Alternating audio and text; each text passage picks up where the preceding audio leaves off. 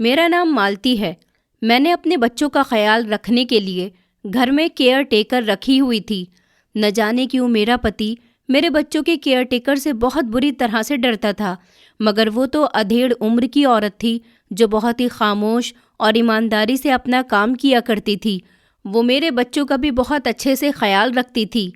अक्सर जवान लड़कियों और औरतों से बच्चों का ख्याल ठीक से नहीं रखा जाता, मगर वो पुरानी औरत थी, इसीलिए मेरे बच्चों का ख्याल रखने में मेरे लिए बहुत सहायक साबित हुई थी। लेकिन मेरे पति उसे ऐसे देखते थे जैसे उन्होंने किसी भूत को देख लिया हो। मेरे बच्चे तो उस केयरटेकर के साथ बहुत अटैच हो गए थे। एक दिन मेरे पति ने उस पर चोरी का इल्ज़ाम लगाकर उसे नौकरी से निकाल दिया। उस नौकरानी ने भी कोई शिकायत नहीं की, लेकिन जाते जाते वो मेरे हाथ में एक लिफाफा दे गई। जैसे ही मैंने उसे खोल कर देखा तो उसमें से एक पुरानी तस्वीर निकली, जिसे देखकर तो मेरी आत्मा ही कांप उठी थी, क्योंकि तस्वीर में तो मेरी ज़िंदगी बिल्कुल एक सपने की तरह थी। ये शायद एक ऐसा सपना जो मुझे दिखाया गया था और मैंने उसे हकीकत मान लिया था। मेरा घर किसी महल से कम नहीं था, बिल्कुल एक बंगला टाइप जैसा था। मेरे घर में हर चीज़ की सुविधा उपलब्ध थी। मेरा घर वाइट मार्बल से बना हुआ था। ऊंची ऊंची दीवारें थीं जिनके अंदर की दुनिया बाहर की दुनिया से बहुत अलग थी। बड़े बड़े कमरे थे जिनमें कीमती फर्नीचर रखा हुआ था। घर की सजावट में भी कोई कमी नहीं छोड़ी गई थी। हर कमरे में वेलवेट के कालीन बिछे हुए थे। हर चीज़ अपनी जगह पर पूरी और बेहतरीन थी। मैं अपने घर में अपने आप को किसी राजकुमारी से कम नहीं समझती थी और इस घर की मालकिन थी। यह शायद सबसे सुंदर कैदी थी। मैं अपने बच्चों से बहुत प्यार किया करती थी। मेरे बच्चे मेरे लिए मेरा पूरा संसार थे। मेरे दो फूल, मेरे मासूम बच्चे और उनके मासूम चेहरे, जिनकी हसीन ठंडी दीवारों में जिंदगी का सुकून घोल देती थी। और फिर मेरे पति अभिषेक थे। मेरे पति अभिषेक वो इंसान थे जिसके नाम से ही कामयाबी की खुशबू आती थी। मेरे पति बहुत मेहनती इंसान थे। वो एक ऐसे इंसान थे जिसे दुनिया जलन की नज़र से देखती थी, क्योंकि अक्सर ऐसा होता है कि एक कामयाब इंसान को बहुत से लोग जलन की नज़र से देखते हैं। बहुत से लोगों को दूसरों की कामयाबी देखी नहीं जाती और ना ही हजम होती है। वो एक बेहद कामयाब बिजनेसमैन थे। उनके कदम ज़मीन पर कम टिकते थे। वो हवा के घोड़े पर सवार रहते थे। मैं अपने पति से बहुत मोहब्बत करती थी। वो मेरी ज़िंदगी की असली वजह थी। यह शायद मैंने अपनी पूरी ज़िंदगी को उनके आसपास घूमने पर मजबूर कर दिया था। वो भी मुझे बहुत चाहते थे, या कम से कम वो यही कहते भी थे, और मैं उनकी इस बात पर विश्वास कर लेती थी। उनकी मोहब्बत का अंदाज़ा भी उनके व्यवहार जैसा ही था। उनकी पर्सनालिटी बिल्कुल उनकी तरह ही थी, अमीरों जैसी, बड़े बड़े लोगों की जैसी। वो मुझे महंगे गिफ्ट दिया करते थे, मुझे दुनिया की हर सुविधा लाकर देते थे, मेरी हर ख्वाहिश पूरी करते थे। लेकिन शायद वो ये भूल गए थे कि औरत को सुविधाओं से ज़्यादा एहसास की ज़रूरत होती है, फीलिंग्स की ज़रूरत होती है, मोहब्बत की ज़रूरत होती है और केयर की ज़रूरत होती है। मेरे पति जितने कामयाब थे उतने ही घमंडी भी थे, क्योंकि उनकी कामयाबी ने उन्हें घमंडी बनाने पर मजबूर कर दिया था। वो हमेशा अपनी पर्सनैलिटी में मगन रहते थे। उनकी दुनिया सिर्फ उनके फैसलों की ही मर्जी से और उनके प्रॉफिट के आसपास घूमती रहती थी। ये शायद कारोबारी लोग ऐसे ही होते हैं, हर जगह अपना फ़ायदा तलाश करते हैं, कारोबार में भी, दुनिया के साथ बातचीत में भी और अपने घर परिवार में भी। मैं अपने पति की दुनिया का एक खूबसूरत और कीमती हिस्सा थी, एक ऐसी पेंटिंग जो वो गर्व से दीवार पर सजा देते थे, जिसकी वो देखभाल भी करते थे, लेकिन उनके अंदर छुपे हुए रंगों के दुख और खुशी से उन्हें कोई मतलब नहीं था। जैसे कि मैं, वो मेरा हर तरह से ख्याल रखते थे, लेकिन वो ये नहीं जानते थे कि मेरा दिल क्या कहता है, मैं अंदर से कैसा महसूस करती हूँ, मैं क्या कहना चाहती हूँ, मैं क्या चाहती हूँ, मैं क्या पसंद करती हूँ। मगर फिर भी मैं खुश थी। मैंने उनकी इस लापरवाही को उनकी व्यस्त ज़िंदगी का हिस्सा मानकर स्वीकार कर लिया था। मैं उनके बनाए हुए इस खामोश महल में रहने की एक्टिंग करती रहती थी। ऊपर वाले ने मुझे 2 बच्चे दिए थे। मैं उनके साथ खुश रहती थी, उनकी हर ख्वाहिश पूरी करती थी। हालांकि मेरे पति भी अपने बच्चों को लेकर काफ़ी पॉजिटिव थे। जिस तरह से वो मेरा ख्याल रखते थे, उसी तरह से बच्चों का भी ख्याल रखते थे।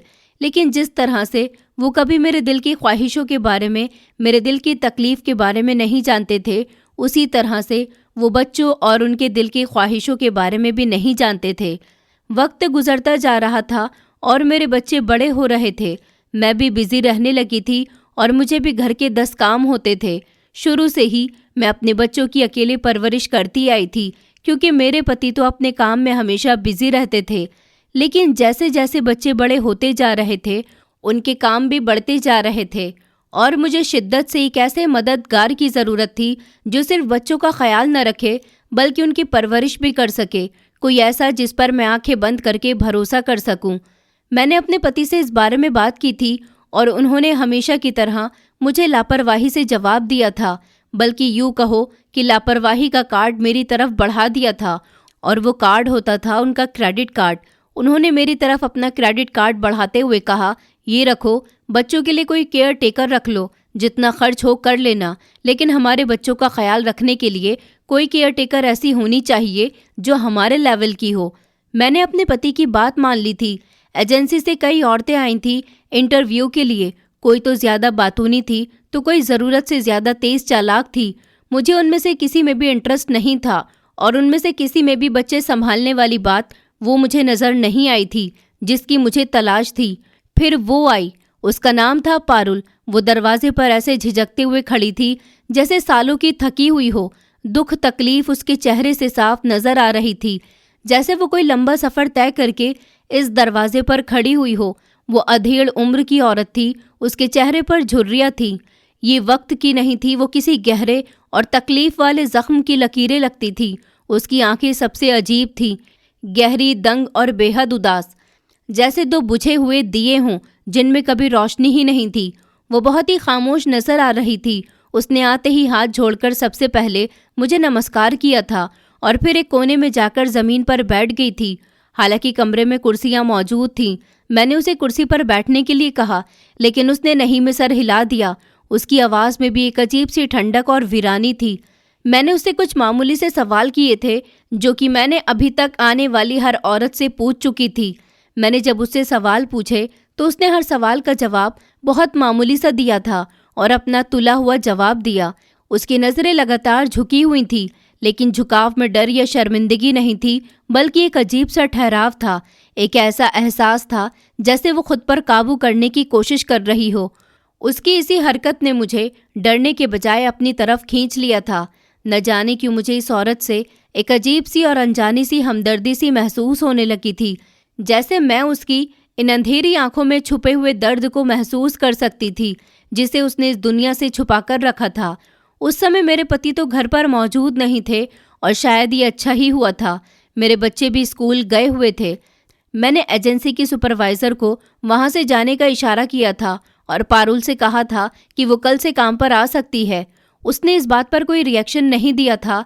हालांकि उसे अपनी नौकरी पक्की हो जाने पर थोड़ा बहुत तो खुश होना ही चाहिए था, लेकिन उसके चेहरे पर कोई एक्सप्रेशन नहीं आए थे। बस उसने एक बार नज़र उठाकर मुझे ज़रूर देखा था और सर हिला दिया था। उसकी आंखों में न नौकरी मिलने की खुशी थी और ना ही किसी तरह का कोई ऐसा जज्बा मुझे नज़र आ रहा था जिससे वो खुश हो। बस वही गहरा जानलेवा सुकून था, जैसे उसे पहले से पता था कि उसे यही होना है। अगले ही दिन से उसने काम पर आना शुरू कर दिया था और फिर धीरे धीरे वो मेरे बच्चों से जान पहचान बढ़ाने लगी थी। काम में भी अच्छी थी, खामोश रहती थी, मगर मेरे बच्चों से बहुत अच्छे से पेश आती थी। वो इस घर में एक साए की तरह थी जो इस घर में बस गई थी। वो एक अनजान वजूद बनकर काम करती थी। न उसके आने का पता चलता था, न उसके जाने का पता चलता था। न जाने वो सुबह के कौन से समय में उठ जाती थी, मेरे बच्चों को तैयार करती थी, उनके लिए नाश्ता बनाया करती थी और फिर सारा दिन एक मशीन की तरह काम में जुटी रहती थी। उसके काम में एक परफेक्शन था जो मैंने आज तक किसी भी नौकर में नहीं देखा था। हालांकि मेरे घर में बहुत सारे नौकर आए थे और नौकरी से चले भी गए थे, लेकिन पारुल जैसा मैंने कोई नहीं देखा था। वो अपना हर काम बड़ी ईमानदारी, पाबंदी और टाइम के साथ किया करती थी। किसी काम में न मुझे कोई गलती दिखाई देती थी और ना ही वो मुझे कभी शिकायत का मौका देती थी। उसको अपने घर में नौकरी पर रखकर मैं बेफिक्र और सुकून से हो गई थी। सबसे ज़्यादा हैरानी की बात तो ये थी कि मेरे बच्चे भी उससे कुछ ही दिनों में अट्रैक्ट हो गए थे। ख़ास तौर पर मेरा बड़ा बेटा, जो लगभग किसी से इतनी जल्दी घुलता मिलता नहीं था, वो अब पारुल के पास घंटों खामोश बैठा रहता था। पारुल भी उससे ज़्यादा बातें नहीं करती थी। बस मेरे बेटे के सर पर हाथ फेरती रहती थी या उसे अपनी गोद में लिटाकर कोई पुरानी लोरी गुनगुनाती रहती थी। उसकी आवाज़ बहुत सुरीली थी। उसकी आवाज़ में जो सुर साज थे वो मेरे दिल को भी छू लेते थे। कोई इंसान इतना अच्छा कैसे हो सकता है, मैं हमेशा ये सोचती थी। पारुल को देखकर मुझे विश्वास हो गया था कि वो एक अच्छी औरत है जो सिर्फ अपने काम को ज़्यादा अहमियत देती है, बल्कि फालतू बातों से हमेशा दूर रहती है। वक्त गुजरता जा रहा था। पारुल की खामोशी इस घर के लिए नई नहीं थी। ये घर तो था ही एक खामोश महल, लेकिन उसकी खामोशी बेचैन करने वाली थी। उसकी मौजूदगी का एहसास तो मुझे हर समय रहता था, लेकिन मेरे पति ने फुर्सत निकालने के बाद जब कुछ दिनों के बाद उसे पहली बार देखा तो उस दिन हमारे इस खामोश महल की बुनियादें हिल गई थी। वो 25 मार्च की रात थी जब मेरे पति रात को देर से घर लौटे थे। किसी बड़ी डील की कामयाबी पर वो बहुत खुश थे और मेरे बच्चों की केयरटेकर पारुल उस समय मेरे बच्चों को सुलाकर किचन में अपने लिए चाय बना रही थी। जब मेरे पति ने उसे देखा तो उनके चेहरे का रंग उड़ गया। वो वहीं पर ठिठक गए थे। उनके चेहरे की सारी खामोशी, सारे रंग जैसे एक लम्हे में ही उड़ गए थे। मैं तब अपने कमरे से बाहर निकल रही थी। जैसे ही मैंने अपने पति के चेहरे पर एक ऐसा एक्सप्रेशन देखा जो मैंने कभी नहीं देखा था, तो मुझे बेहद हैरानी हुई थी। शायद मेरे पति पारुल को देखकर हैरान नहीं हुए थे, बल्कि उन्होंने उसको पसंद नहीं किया था। फिर ये उससे भी बढ़कर बहुत कुछ था। ये गहरा डर था, यह शायद नफरत थी जिसने उनके शरीर को जकड़ लिया हो। मैं अपने पति के सामने गई। पारुल किचन से अपने लिए चाय बनाकर वापस मेरे बच्चों के कमरे में चली गई थी, क्योंकि वो मेरे बच्चों के कमरे में उनके बेड के बराबर में ज़मीन पर बिस्तर लगाकर सोया करती थी। मैंने अपने पति से कहा कि अभिषेक, क्या हो गया है आपको? ऐसे हैरानी से पारुल को क्यों देख रहे हैं? मुझे नहीं पता था कि मेरे पति का व्यवहार एकदम से बदल जाएगा। उन्होंने बेहद ही ठंडे शब्दों में पूछा, ये कौन है? मैंने कहा, मैंने आपको इसके बारे में बताया तो था, ये पारुल है, हमारे बच्चों की केयर टेकर। यही पिछले कई दिनों से हमारे बच्चों का ख्याल रख रही है और बहुत अच्छे से ख्याल रख रही है। मैं तो इसके काम से इम्प्रेस हुई हूँ। अचानक मेरे पति का चेहरा गुस्से से लाल हो गया था। वो चीखने लगे और बोले, इसे अभी और इसी समय मेरे घर से निकाल दो मालती, वरना अच्छा नहीं होगा। मैं इस औरत को अपने घर में 1 मिनट के लिए भी बर्दाश्त नहीं करूँगा। इसे अभी और इसी समय निकालो। अभिषेक की बात सुनकर तो मैं दंगी रह गई थी। मैंने कहा, अभिषेक, क्या हो गया है आपको? आप ऐसे बिहेव क्यों कर रहे हैं? वो बहुत अच्छी औरत है, बेहद काबिल, और हमारे बच्चे तो उसे बहुत पसंद कर रहे हैं। मुझे भी उसमें कोई खराबी नज़र नहीं आई है। अगर मैं उसे इस घर से निकालूं तो कोई ऐसी वजह तो होनी चाहिए ना जिस पर मैं उसे घर से निकाल सकूं। इससे पहले मैं कुछ और कहती, अभिषेक ने मेरी बात काटी। वो दोबारा चीखने लगे और कहने लगे कि मैंने तुमसे कहा ना कि मुझे ये औरत पसंद नहीं है। इसकी मौजूदगी से मुझे घिन आती है। घिन, ये शब्द उन्होंने इतनी शिद्दत और लापरवाही से कहे थे कि मैं कांप कर रह गई थी। मैंने अभिषेक से कहा, अभिषेक, मेरे हिसाब से तो आज आपने पहली बार पारुल को इस घर में देखा है। मैं पारुल की बातें अभी तक आपको बताती आई हूँ, तो फिर आज आप इतना अजीब रिएक्शन क्यों दे रहे हैं? अब से पहले मैंने कभी भी अपने पति को पारुल की बातों पर इस तरह से गुस्सा करते हुए नहीं देखा था। मैंने उन्हें समझाने की बहुत कोशिश की थी, लेकिन वो एक तूफान बन गए थे। उस रात हम दोनों पति पत्नी के रिश्ते में शायद पहली बार इतनी कड़वाहट पैदा हुई थी। मैं हमेशा अपने पति की हर बात मान लेती थी, लेकिन आज पहली बार उनके सामने मैं डटकर खड़ी हो गई थी। मैंने कहा, मुझे तो इस औरत में कोई बुराई नज़र नहीं आ रही है और पारुल कहीं नहीं जाएगी, वो यहीं रहेगी। मुझे इसकी ज़रूरत है और मेरे बच्चों को भी, क्योंकि मैं जानती थी कि मेरे पति का पारुल पर गुस्सा करना नाजायज़ है। न जाने वो क्यों इतना भड़क रहे थे। वजह तो उन्होंने नहीं बताई थी, बस बार बार यही कह रहे थे कि इसे घर से निकाल दो, वरना अच्छा नहीं होगा। मैं इसे बर्दाश्त नहीं कर सकता और मैं जिद पर अड़ गई थी कि पारुल कहीं नहीं जाएगी। मेरी जिद ने अभिषेक को और भी ज़्यादा बेचैन कर दिया था। वो अपने पैर पटकते हुए सीधा अपने स्टडी रूम में बंद हो गए थे। वो दिन और आज का दिन है कि अभिषेक की जिंदगी का सुकून जैसे छिन गया था। वो पारुल के आसपास होने पर बेहद उत्तेजित हो जाते थे। अगर पारुल किसी कमरे में मौजूद होती तो अभिषेक वहां कदम नहीं रखते थे। वो उससे बात करना तो दूर, उसकी तरफ आंख उठाकर देखना भी पसंद नहीं करते थे। उन्होंने मुझसे और बच्चों से भी पारुल के बारे में बात करना पूरी तरह से बंद कर दिया था। जैसे वो उनकी मौजूदगी ही इस घर में मिटा देना चाहते हों। लेकिन पारुल पर इस नफरत का, इस बेचैनी का कोई असर नहीं हुआ था। वो इसी तरह एक साया बनी खामोश रहती थी और सुकून से अपना काम करती रहती थी। उसकी नज़रें अभी भी झुकी हुई रहती थी, लेकिन अब मुझे इन झुकी हुई नज़रों में एक अजीब सी जीत का एहसास होने लगा था। मुझे लगता था कि वो सब कुछ देख रही है और मेरी बढ़ती हुई बेबसी को भी वो अच्छी तरह से जानती थी कि इस घर में उसकी मौजूदगी तूफान खड़ा कर रही है। लेकिन वो तो अनजान बनकर टस से मस नहीं हो रही थी। उसकी ये हरकत अब मेरे लिए सिर्फ हमदर्दी की वजह नहीं रही थी, बल्कि ये मेरे अंदर एक अनजाना सा डर पैदा कर रही थी।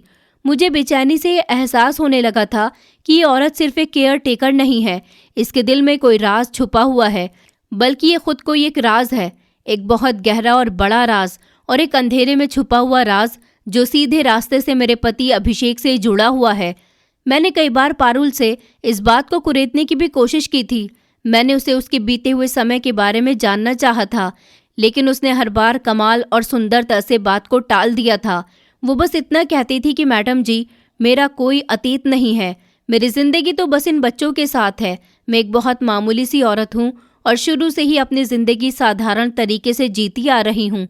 उसका ये जवाब मुझे और भी उलझा देता था कि कोई उसका अतीत क्यों नहीं था, और अगर वो इतनी ही साधारण थी तो उसका अतीत मेरे पति को इतना बेचैन और भयावह क्यों कर रहा था।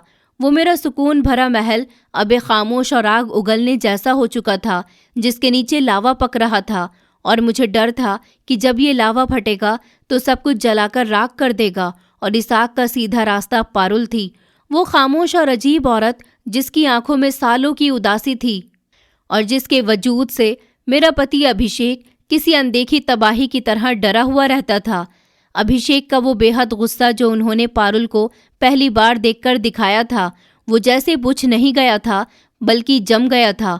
वो उबलता हुआ लावा अब एक ठंडी काली चट्टान बन गया था। उन्होंने पारुल से बातचीत पूरी तरह से बंद कर दी थी। पहले भी वो उससे बात नहीं करते थे, लेकिन अब तो न जाने उनको क्या ही हो गया था। वो इस घर में इस तरह घूमते थे जैसे पारुल उन्हें नजर ही नहीं आती हो, एक ऐसी चीज जिसका साया भी उनके लिए बर्दाश्त न करने काबिल था। पारुल बच्चों के कमरे में होती तो अभिषेक उस कमरे का रुख तक नहीं करते थे। वो बच्चों को बाहर बुला लेते थे, लेकिन खुद अंदर कदम नहीं रखते थे। उनका ये ठंडा व्यवहार उनके खुले गुस्से से ज्यादा डरावना था। ये खामोशी जहरीली थी। उन्होंने मेरे खूबसूरत महल की हवा में एक घुटन सी भर दी थी। मैं इस तनाव को और भी ज्यादा सहारा नहीं दे सकती थी। मुझसे ये सब कुछ बर्दाश्त नहीं होता था। एक रात जब वो अपने ऑफिस वाले कमरे में काम में बिजी थे, मैंने हिम्मत की। मैं उनके पास गई और उनसे पूछा, अभिषेक, आखिर आपको पारुल से क्या प्रॉब्लम है? आप इस औरत से इतनी नफरत क्यों करते हैं? आप उसकी मौजूदगी से इस कदर बेचैन क्यों हो जाते हैं, जैसे उसने आपका कुछ बहुत बुरा कर दिया हो? मैं जानना चाहती हूँ कि आप ऐसा क्यों करते हैं। आखिर उसने आपके साथ ऐसा भी क्या किया है? अभिषेक ने अपनी नज़रें कागजात से नहीं हटाई थी। वो किसी गहरी सोच में गुम थे, जैसे मेरी आवाज़ उन तक पहुंची ही ना हो। फिर जब मैंने दोबारा उनसे वही सवाल किया तो उन्होंने एक लंबा सांस लिया और मेरी तरफ देखे बिना बोले, मालती, तुम बहुत भोली हो। तुम नहीं जानती कि ये दुनिया कैसी है। मुझे पारुल के साथ कोई पर्सनली दुश्मनी नहीं है। मुझे सिर्फ अपने घर की, अपने बच्चों की और तुम्हारी फिक्र है। ये औरत कोई जानी पहचानी नहीं है। मैंने तुमसे कहा था कि किसी अच्छी एजेंसी से कोई पढ़ी लिखी, जानी और परखी हुई औरत को बुलाओ। क्या पता ये पारुल कौन है, किस गली से उठलाई है खुद को, क्या परिवार है इसका, कैसी फैमिली से बिलोंग करती है। कल को ये हमारे घर को, हमारे बच्चों को कोई नुकसान न पहुंचा दे, हमारे बच्चों को कुछ कर न दे। अगर इसने हमारे बच्चों को कुछ कर दिया तो हम किसे जाकर पकड़ेंगे? बस मुझे इसी बात पर गुस्सा था कि तुमने इतनी लापरवाही कैसे की। अभिषेक की बात में इतना वजन था कि मैं एक पल के लिए खामोश हो गई थी। मुझे लगा कि वो अपनी जगह ठीक कह रहा है। मैंने शायद हमदर्दी में एक और बड़ा खतरा मोल ले लिया था, लेकिन फिर मुझे अपने बच्चों के वो मासूम चेहरे याद आ गए थे जो पारुल को देखकर खिल उठते थे। मैंने हिम्मत करके धीमी आवाज़ में कहा, अभिषेक, आपकी बात बिल्कुल ठीक है, लेकिन हमारे बच्चे उससे बहुत अटैच हो गए हैं। उन्हें उसकी आदत हो गई है। हमारा बेटा शुभम, जो किसी से बात तक नहीं करता था, अब सारा दिन उसके साथ रहता है। हमारी बेटी तानिया उससे कहानियाँ सुनती है। वो हमारे बच्चों की एक माँ की तरह ख्याल रखती है। वो हमारे लिए बहुत मददगार साबित हुई है। मैं भला उसे कैसे निकाल दूं?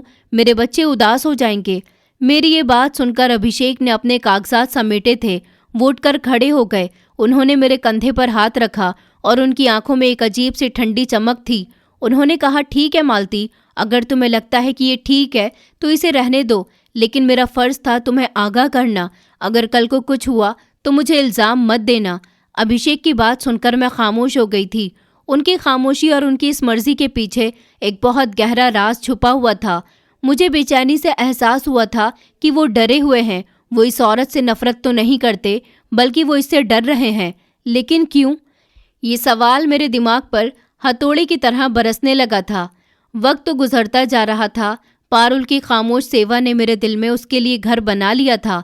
वो सच में एक अच्छी और समझदार औरत थी। उसने मेरे बच्चों को अपने वजूद के घेरे में ले लिया था। मेरे बेटे की खामोशी अब बातों में बदलने लगी थी। वो पारुल की गोद में सर रखकर घंटों उसके साथ बातें करता रहता था और मेरी बेटी जिद करके उसके सख्त कांपते हुए हाथों से अपने बालों की चोटियां बनवाया करती थी। मैं यह सब देखती थी और अभिषेक की सारी बातों को अपने दिमाग से झटक दिया करती थी। मैं खुद को तसल्ली देती थी कि वो बस ज़्यादा ही सावधान हो रहे हैं। फिर वो दिन भी आ गया था जिसका अभिषेक को शायद शिद्दत से इंतज़ार था और मुझे तो दूर दूर तक अंदाज़ा भी नहीं था। घर में मेरी बर्थडे की पार्टी रखी गई थी। अभिषेक ने इस मौके पर मुझे डायमंड का एक बेहद कीमती सेट गिफ्ट में दिया था। ये मेरे लिए सिर्फ जेवर नहीं था, ये उनकी मोहब्बत की निशानी थी। उन्होंने देते हुए मुझसे कहा था कि ये मेरी मोहब्बत का गिफ्ट है मालती, इसे हमेशा अपने पास संभाल कर रखना। इसलिए मैं उस सेट को अपनी जान से भी ज़्यादा संभाल कर रखती थी। आज रात हमें एक बड़े फंक्शन में जाना था। मैं तैयार होने के लिए अपने कमरे में आई थी। मैंने जैसे ही अपनी ज्वेलरी का बॉक्स खोला तो मेरी सांसें जैसे सीने में ही अटक कर रह गई थी। वो बॉक्स तो बिल्कुल खाली था। मेरा कीमती सेट वहाँ मौजूद नहीं था जो मुझे मेरे पति ने गिफ्ट किया था। ये देखकर तो मैं परेशान हो गई थी। मैं पागलों की तरह उसे ढूंढने लगी थी। मैंने अपना पूरा कमरा उलट पलट कर दिया था। हर तरफ की अलमारियां और ड्रॉर अच्छी तरह से चेक कर लिए थे। बिस्तर का हर कोना छान मारा था, लेकिन मुझे वो सेट कहीं भी नहीं मिला था। मेरे हाथ पांव तो बुरी तरह ठंडे बर्फ के जैसे जम गए थे। मैं चीख मारकर नीचे भागी थी, जहां मेरे पति हॉल में बैठे हुए मेरा इंतजार कर रहे थे और बेफिक्री से किसी बुक को पढ़ने में बिजी थे। मेरी हालत देखकर वो उठकर खड़े हुए। मैंने हांफते हुए उन्हें बताया कि जो डायमंड का सेट आपने मुझे गिफ्ट किया था ना, वो चोरी हो गया। ये सुनकर तो अभिषेक का चेहरा गुस्से से लाल हो गया था। वो दहाड़ने लगे, कहने लगे, तुम्हारा क्या मतलब है कि चोरी हो गया? घर के अंदर से कोई चीज़ चोरी कैसे हो सकती है मालती? मैंने कहा था ना कि उसे संभाल कर रखना, वो मेरी मोहब्बत का तोहफा था। अब उसे ढूंढो, ज़मीन से निकालो या आसमान से, मुझे वो हर कीमत पर वापस चाहिए। उन्होंने फौरन घर के सारे नौकरों को एक जगह इकट्ठा कर लिया था। सबसे सख्त शब्दों में पूछा गया था। सबने कसम खाई थी कि वो बेकसूर हैं। किसी ने कुछ नहीं देखा, किसी ने सेट चोरी नहीं किया। फिर अभिषेक की ठंडी नज़र उस कोने में खड़ी हुई पारुल पर जम गई, जो सर झुकाकर खामोश खड़ी हुई थी। अभिषेक ने हुक्म दिया कि सबके कमरों की तलाशी लो और शुरू इस औरत के कमरे से करो। ये सुनकर तो मेरा दिल धक से रह गया था। मैंने कहा, अभिषेक, आप ये क्या कह रहे हैं? पारुल ऐसी नहीं है, वो ऐसा कैसे कर सकती है? लेकिन अभिषेक ने मेरी एक नहीं सुनी। वो खुद आगे बढ़े और पारुल के छोटे से कमरे की तरफ चल पड़े थे। हम सब उनके पीछे गए। पारुल का कमरा एक छोटा सा स्टोर रूम जैसा कमरा था, जो हमारे ही घर के साइड में मौजूद था, जिसमें एक पुरानी चारपाई और एक लोहे की छोटी सी पेटी रखी हुई थी। अभिषेक ने इस पेटी को ठोकर मारी और वो चीखने लगे कि इसे खोलो। पारुल ने कांपते हाथों से चाबी निकाली और उस पेटी का ताला खोल दिया। अभिषेक ने खुद उसका सारा सामान एक झटके से बाहर जमीन पर उलट पलट कर दिया। उसमें कुछ पुराने कपड़े थे, लेकिन सबसे नीचे कपड़ों की एक मेली सी पोटली में लिपटी हुई वो चीज़ थी जिसकी चमक ने मेरी आंखों को फैलने पर मजबूर कर दिया था। मेरा हीरो का सेट इस पोटली में बरामद हुआ था। एक लम्हे के लिए वहां पर मौत का सन्नाटा छा गया था। मैं अपनी आंखों पर विश्वास नहीं कर पा रही थी। ये औरत जिस पर मैंने अपनी औलाद से ज़्यादा विश्वास किया था, वो मेरा सारा दुख, सारा भरोसा गुस्से में बदल गया था। मैं उस पर शेरनी की तरह झपटी थी। मैंने कहा, पारुल, मैंने तुम पर विश्वास किया था और तुमने उसका ये सिला दिया। मेरे पति सच कहते थे कि तुम जैसी औरतों का कोई भरोसा नहीं होता। तुम एक नंबर की चोर हो, राह चलती औरत हो। मुझे तुम पर विश्वास ही नहीं करना चाहिए था। मेरा दिमाग आउट हो चुका था। मैंने उसे बाजू से पकड़ा और उसे धक्के देना शुरू कर दिया और कहा कि निकल जाओ मेरे घर से, अभी और इसी समय निकल जाओ। मैं तुम्हारी शक्ल भी नहीं देखना चाहती। मेरी चीखें सुनकर मेरा बेटा शुभम और मेरी बेटी तानिया भी अपने कमरे से भागे चले आए थे। उन्होंने जब पारुल को इस हाल में देखा और मुझे उस पर चिल्लाते हुए पाया तो वो डर से सहम गए थे। तानिया रोती हुई भागी थी और पारुल की टांगों से लिपट गई थी। कहने लगी, नहीं मम्मा, आंटी को मत निकालो, ये यहाँ से कहीं नहीं जाएंगी। शुभम भी रो रहा था। उसने मेरा हाथ पकड़ लिया और कहने लगा, मम्मा प्लीज़ आंटी को माफ़ कर दो, वो चोर नहीं हो सकती, वो बहुत ही अच्छी हैं। बच्चों की इस मोहब्बत ने मेरे दिल पर जैसे छुरियां चला दी थीं, लेकिन सबूत मेरे सामने था। मेरे पति का शक अब सच बन चुका था। मैंने सख्ती से तानिया को पारुल से अलग किया था और पारुल को बाजू से घसीटते हुए घर के बड़े दरवाजे की तरफ ले गई थी। वो अभी भी खामोश थी। उसकी आंखों में न आंसू थे, न कोई सफाई थी। उसकी यही खामोशी मुझे और भी पागल कर रही थी। मैंने उसे धक्का देकर दरवाजे के बाहर गली में गिरा दिया था और चीखने लगी कि दोबारा इस घर के आसपास कभी नजर भी आई तो सीधा पुलिस के हवाले कर दूंगी। पारुल बाहर धूल में गिरी थी। वो धीरे से उठी। उसने अपने कपड़े झाड़े। उसने आखिरी बार पलटकर मुझे देखा।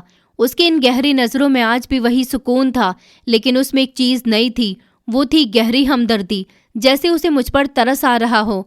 वो धीरे से मेरी तरफ बढ़ी। मैं गुस्से से पीछे हटी और कहा, अब क्या है, क्यों खड़ी हो यहाँ? उसने अपनी मेले से दुपट्टे में हाथ डाला और एक पुराना सा सफ़ेद कलर का लिफाफा निकाला। उसने वो लिफाफा मेरी तरफ बढ़ाया। मैंने ना चाहते हुए भी वो लिफाफा थाम लिया था। उसकी उंगलियां मरी हुई थी, बर्फ की तरह ठंडी थीं। उसने मेरे कान के करीब आकर धीमी सी आवाज़ में कहा। उसकी आवाज़ में जैसे सालों का दर्द सिमट आया था। वो बोली, मैडम जी, मैं चोर नहीं हूँ। चोर वो है जो सबसे ऊंचा बोल रहा है। इस घर का सच वो नहीं जो दिखाई देता है, वो है जो छुपाया गया है। आपका असली जेवर वो हीरा नहीं, आपका सुकून है जो लुट चुका है। जब इस महल में सांस लेना मुश्किल हो जाए तो ये लिफाफा खोल लीजिएगा। इसमें आपकी कैद आत्मा की रिहाई है। इससे पहले कि मैं उसकी इन पहेली जैसी बातों का मतलब समझ पाती, वो तेजी से पलटी और गली के अंधेरे में ऐसे गायब हो गई जैसे कभी थी ही नहीं। मैं वो लिफाफा पकड़े हुए दरवाजे पर पत्थर की बनी खड़ी रह गई थी। मेरे कानों में मेरे बच्चों की सिसकियां और पारुल के आखिरी शब्दों की गूंज बाकी रह गई थी कि मैं चोर नहीं हूँ, चोर तो कोई और है। मैं काफ़ी देर तक इसी दरवाजे पर पत्थर की बनी खड़ी रह गई थी। मेरे हाथ में वो सफ़ेद लिफाफा कांप रहा था। घर के अंदर मेरे बच्चे सिसक रहे थे। उनकी आवाज़ें मेरे दिल को चीर रही थी, लेकिन मेरे कदम ज़मीन ने जकड़ लिए थे। पारुल के आखिरी शब्द मेरे कानों में शीशे की तरह पिघल रहे थे। चोर मैं नहीं हूँ, चोर कोई और है। मेरा दिमाग खामोश हो चुका था। अभिषेक अंदर से आए। उन्होंने मुझे बाजू से पकड़ा और बोले, मालती, क्या पागलों की तरह दरवाजे पर खड़ी हुई हो, आओ अंदर। उनकी आवाज़ में एक सुकून था, एक जीत थी, जैसे उन्होंने आज कोई बहुत बड़ी जंग जीत ली हो। मैं एक बेजान गुड़िया की तरह उनके साथ अंदर चली गई थी। उन्होंने बच्चों को डांटा था, चलो जाओ अपने कमरे में और रोना बंद करो। मैं सोफे पर गिर पड़ी थी। मेरी नज़रें बस उस लिफाफे पर जमी हुई थी। अभिषेक मेरे पास बैठे। उन्होंने मेरा हाथ थामना चाहा था और बोले, मालती, मैंने कहा था ना कि ये औरत ठीक नहीं है, तुम मेरी बात मान ही नहीं रही थी। आज देखा कि सच सामने आ ही गया। वो एक चोर थी, एक घटिया औरत थी। अभिषेक के शब्द मेरे दिल पर तेजाब बनकर गिर रहे थे। मैंने उनका हाथ झटक दिया। मैं उठी और अपने कमरे में आकर दरवाज़ा बंद कर लिया था। मेरे हाथ कांप रहे थे। मैंने हिम्मत करके लिफाफा खोला। उसके अंदर से एक पुरानी मुड़ी हुई ब्लैक एंड वाइट फ़ोटो निकली थी। फ़ोटो देखते ही मेरी आत्मा सच में फना हो गई थी। फ़ोटो में एक जवान अभिषेक मुस्कुरा रहा था। उसकी आंखों में वो चमक थी जो मैंने आज तक उनकी आंखों में अपने लिए भी नहीं देखी थी। उनके साथ एक औरत खड़ी हुई थी जिसके चेहरे पर जवानी की सारी खुशियाँ थीं और इस औरत का चेहरा हूबहू पारुल के जैसा था, एक जवान और खुशहाल पारुल, और उन दोनों की गोद में एक छोटा सा नवजात शिशु भी था। ये नज़ारा मेरे लिए बर्दाश्त करने काबिल नहीं था। मेरे पैरों तले से ज़मीन निकल गई थी। मैंने फ़ोटो को दीवार पर दे मारा, लेकिन फिर से उठा लिया। ये सच था, ये वो सच था जिसे मेरा पति मुझसे छुपा रहा था। अब मुझे समझ आ रहा था कि अभिषेक को वो पहली मुलाकात की नफ़रत, उनकी बेचैनी, उनका गुस्सा, वो सब इस फ़ोटो में कैद था। मैं पागलों की तरह चीखने लगी। मैंने दरवाज़ा खोला और पागलों की तरह भागती हुई अभिषेक के पास गई। वो अभी भी इसी सुकून से बैठे हुए थे। मैंने वो फोटो उनके चेहरे पर दे मारी थी। मैं चीखी, ये क्या है अभिषेक, ये सब क्या है? तुम्हारा इस औरत से क्या संबंध है? क्या ये फोटो, क्या ये सब झूठ है? अभिषेक ने फोटो देखी और उनका एकदम से रंग फक पड़ गया था। वो जो कुछ देर पहले तक जीते हुए बैठे थे, अब एक मुजरिम की तरह मुझसे नजरें चुरा रहे थे। वो एकदम से खड़े हो गए। उन्होंने घबराहट में कहा, मालती, ये सब बकवास है। कोई चाल है इस औरत की। इस राह चलती औरत से भला मेरा क्या रिश्ता हो सकता है? वो तुम्हें बहका रही है, वो झूठी है, वो चोर है। मेरी चीखें और भी तेज हो गईं। मैंने उनका गिरेबान पकड़ लिया और कहा, झूठ तुम बोल रहे हो।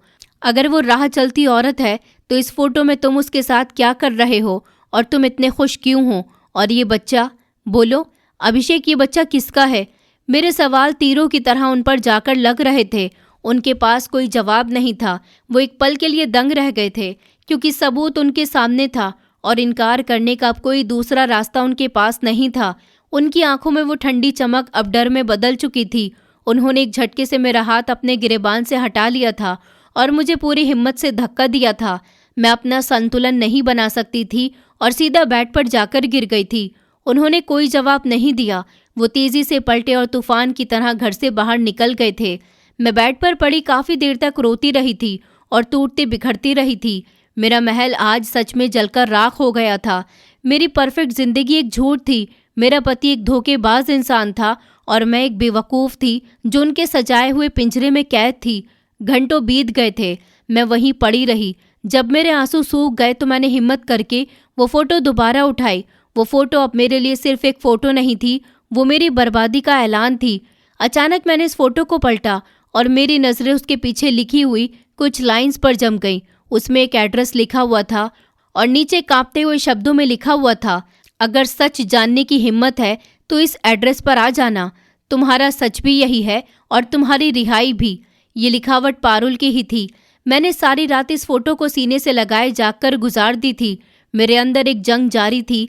एक हिस्सा कहता था कि सब छोड़ दो, यहीं ख़त्म कर दो, लेकिन दूसरा हिस्सा जो अभी भी कहीं जिंदा था, वो सच जानना चाहता था, पूरा सच। अगली सुबह जब सूरज निकला तो मैं फैसला कर चुकी थी। मैंने बच्चों को नौकरानी के हवाले किया और खुद इस एड्रेस की तलाश में निकल पड़ी थी। वो एड्रेस शहर के दूसरे किनारे पर एक बहुत ही गरीब कच्ची आबादी का था। वहाँ तंग गलियाँ, हर तरफ फैली हुई गंदगी और गरीबी का राज था। मैं अपनी महंगी गाड़ी से उतरी और इस छोटे से कच्चे मकान के सामने जाकर खड़ी हो गई, जिसका एड्रेस इस फोटो के पीछे लिखा हुआ था। मेरा दिल जोर जोर से धड़क रहा था। मैंने कांपते हुए हाथों से दरवाजे पर दस्तक दी। दरवाज़ा पहले से ही खुला हुआ था। वो धीमी आवाज़ के साथ खुल गया। अंदर एक छोटा सा आंगन था जो पूरी तरह से खाली था। सामने एक ही कमरा था जिस पर फटा हुआ पर्दा लगा था।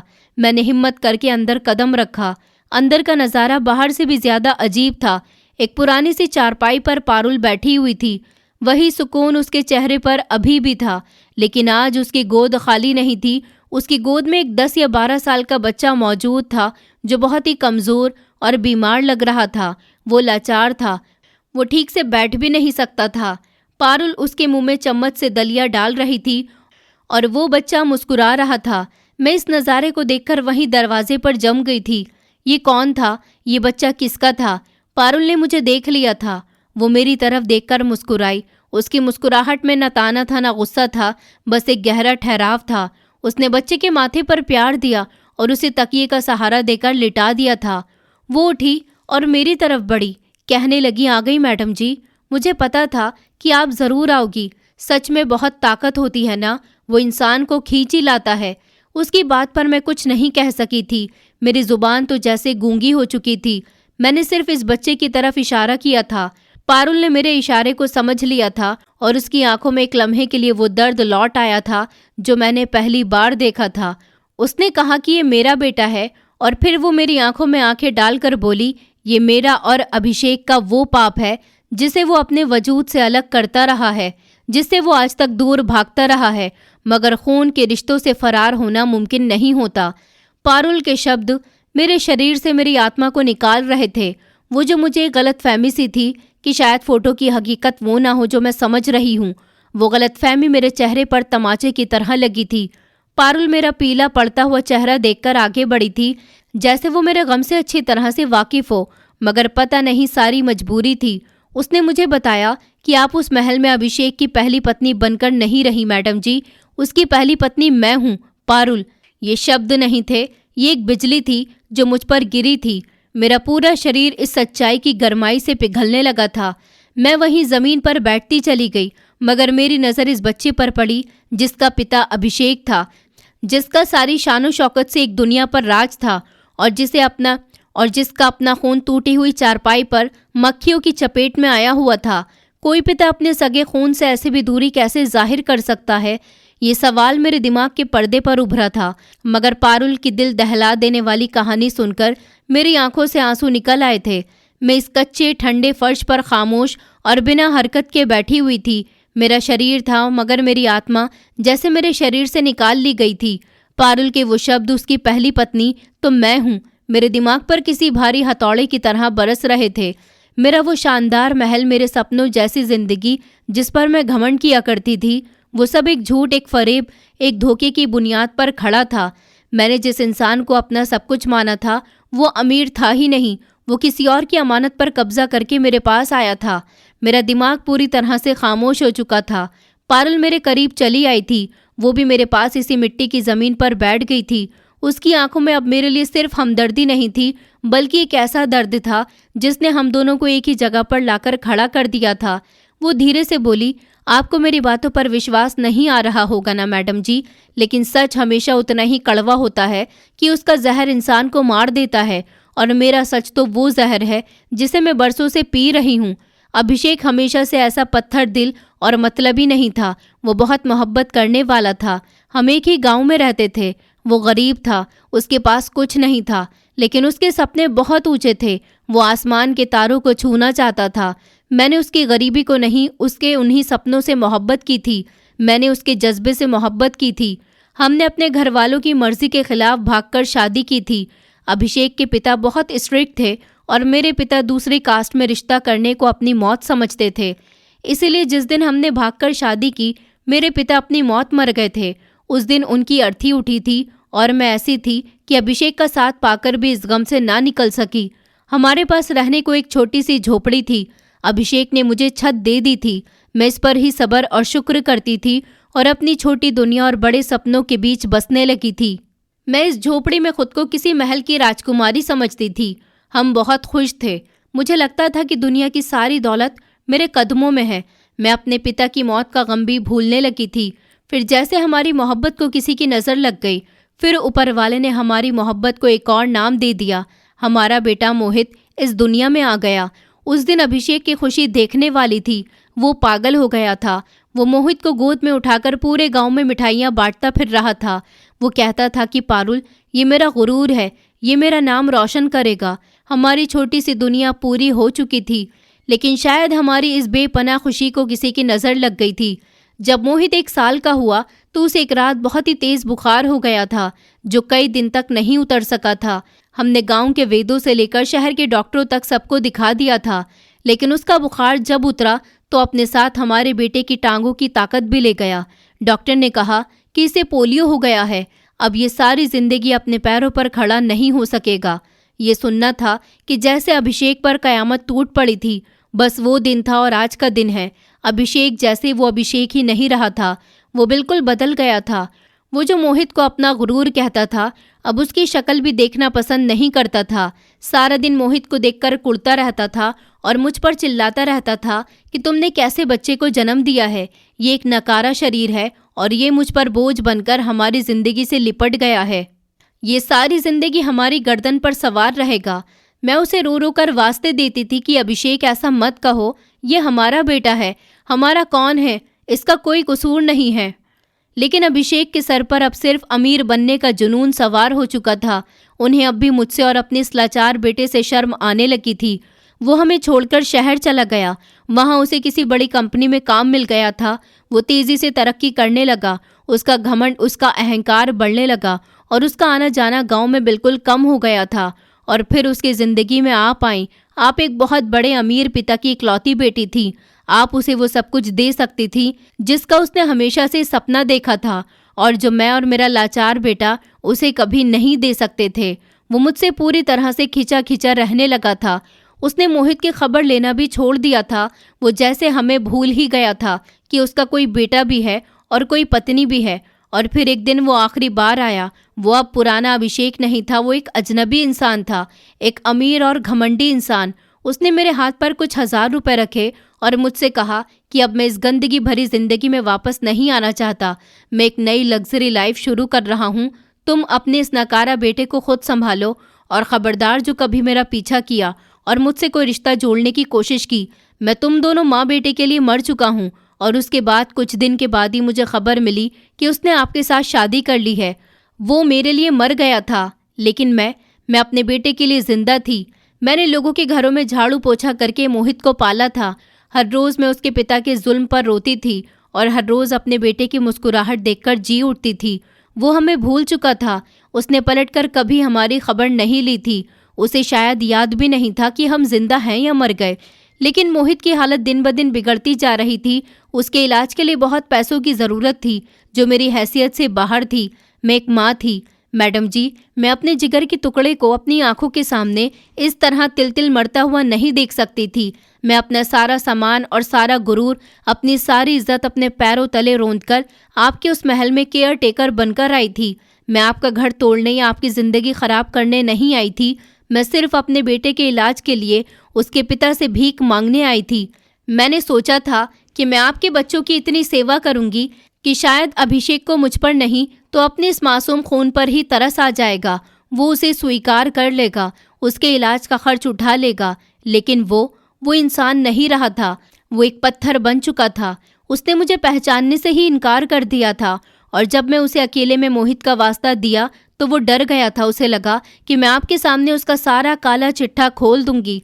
इसलिए उसने मुझ पर चोरी का घिनौना इल्ज़ाम लगा दिया और मुझे जलील करके घर से निकाल दिया, ताकि उसका ये झूठा शानदार महल हमेशा इसी तरह कायम रहे। ये कहते हुए पारुल के सब्र का बंधन जैसे टूट गया था। वो इतने सालों से अपने आंसुओं को अपने अंदर ही पी रही थी।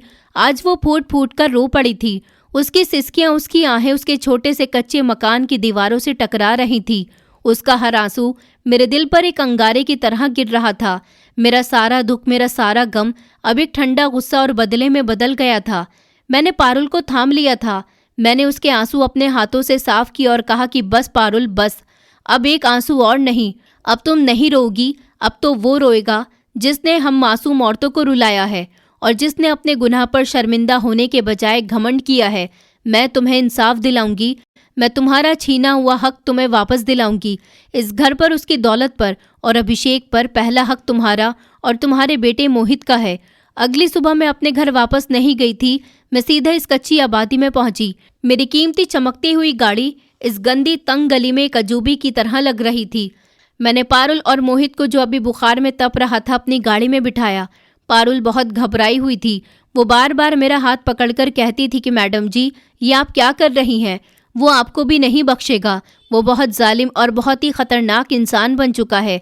मैंने उसका ठंडा हाथ अपने हाथ में थामा और मेरी आवाज़ में वो सख्ती थी, वो कॉन्फिडेंस था जो शायद मुझ में पहले कभी नहीं आया था। मैंने कांपते हुए कहा कि जो औरत अपने पिता की झूठी इज्जत की खातिर एक जालिम और मक्कार इंसान से शादी कर सकती है, वो अपने और तुम जैसी लाचार के इंसाफ के लिए उससे लड़ भी सकती है। अब डर का समय ख़त्म हो चुका है पारुल, अब फैसले का समय है। जब मेरी गाड़ी मेरे इस महल जैसे घर के बड़े बड़े काले दरवाजे से अंदर दाखिल हुई तो अभिषेक गुस्से से भरा हुआ था और गार्डन में टहल रहा था। वो मुझसे लड़ने के लिए आया था। मुझे और फिर गाड़ी से उतरती हुई पारुल और उसकी गोद में उसके लाचार बेटे को देखकर उसकी आंखें गुस्से से उबल पड़ी थी।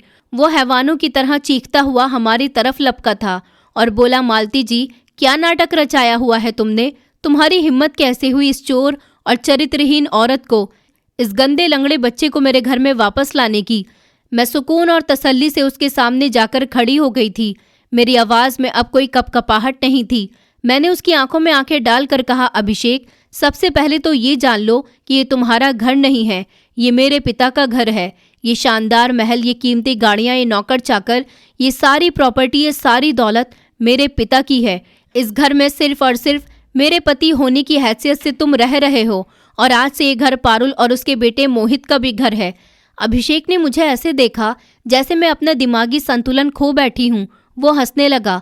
मैंने अपनी बात जारी रखी थी।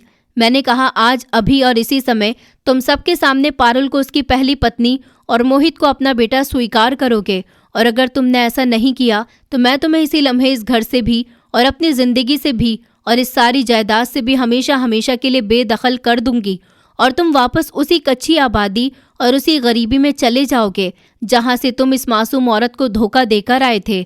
मेरी धमकी ने जैसे उसके पैरों तले से ज़मीन खींच ली हो। अभिषेक का चेहरा गुस्से से लाल हो गया था, जो अब डर से पीला पड़ चुका था। वो जानता था कि मैं जो कह रही हूँ वो कर सकती हूँ। उसने अपनी सारी दौलत और मेरा सारा बिजनेस मेरे ही नाम करवा रखा था। उसे मुझ पर अंधविश्वास था। उसने आखिरी कोशिश की और ताना देते हुए अंदाज में हंसने लगा और बोला, तुम बर्दाश्त करोगी एक सौतन को अपने साथ एक ही छत के नीचे? तुम कैसे रहोगी उसके साथ? तुम्हें तो मुझसे मोहब्बत थी ना? मेरी आंखों में शायद आंसू थे या नफरत, या शायद मैंने उसकी आंखों में आंखें डालकर जवाब दिया, पारुल मेरी सौतन नहीं है अभिषेक। ये मेरे उस गुनाह का पश्चाताप है जो मैंने तुम जैसे खुदगर्ज, मक्कार और जालिम इंसान से मोहब्बत करके और तुमसे शादी करके किया है। ये मेरे इस धोखे का पछतावा है जो मैंने अनजाने में इतने साल इस बेगुनाह औरत और इसके मासूम बच्चे को देती रही। मेरे शब्दों ने जैसे अभिषेक की सारी अकड़, सारा घमंड और उसकी सारी हिम्मत तोड़ दी हो। उसकी आंखों का वो गुरूर, चमक हमेशा के लिए बुझ गई थी। उसने एक हारी हुई नज़र पारुल पर डाली थी, जो अपने लाचार बेटे को सीने से लिपटाकर खामोशी से खड़ी हुई थी, और फिर उसने मेरी तरफ देखा। मेरी आंखों में अटल फैसला और ठंडी मोहर देखकर उसका सर झुक गया था। वो खामोशी से मुड़ा और घर के अंदर चला गया था। वो मजबूर था। उसने अपनी गलती स्वीकार कर ली थी। उसने अपनी सारी जिंदगी की कमाई, इस दौलत और शान शौकत को बचाने के लिए अपने गुनाहों को अपनाने का फैसला कर लिया था। मैंने पारुल का ठंडा हाथ थाम लिया था और कहा कि चलो पारुल, अब ये तुम्हारा भी घर है। हम दोनों औरतें अब इस शानदार घर में दाखिल हुई थी, लेकिन अब ये महल नहीं था जिसमें मैं कल तक एक खुशहाल और बेखबर मालकिन बनकर राज करती रही थी। यह अब एक ऐसा कैद खाना बन चुका था जिसमें हम तीनों को अपनी अपनी जिंदगियों के गुनाहों, सच्चाइयों और मजबूरी का पछतावा अदा करना था। हम लोग एक छत के नीचे आज भी हैं, लेकिन जिंदगी बहुत मुश्किल है, बहुत कठिनाइयों से गुजर रही है। जिंदगी में वो सुकून और खुशियां नहीं रही जो पहले हुआ करती थी। बस जिंदगी गुजारने के मुताबिक चल रही है। दोस्तों, उम्मीद करती हूँ आपको हमारी कहानी पसंद आई होगी। कहानी पसंद आई है तो वीडियो को लाइक करें, चैनल पर नए हैं तो चैनल को सब्सक्राइब करें, और हाँ, नोटिफिकेशन बेल को ज़रूर दबाएं ताकि अगली अपडेट सबसे पहले आपको मिले।